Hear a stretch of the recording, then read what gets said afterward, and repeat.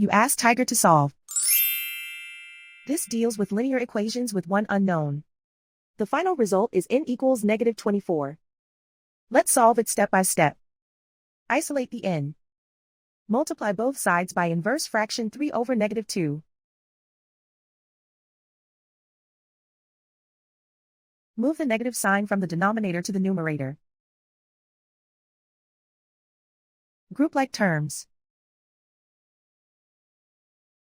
Multiply the coefficients.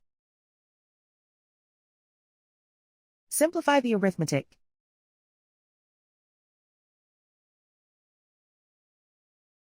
Move the negative sign from the denominator to the numerator. Multiply the fractions. Simplify the arithmetic. And so the final result is n equals -24.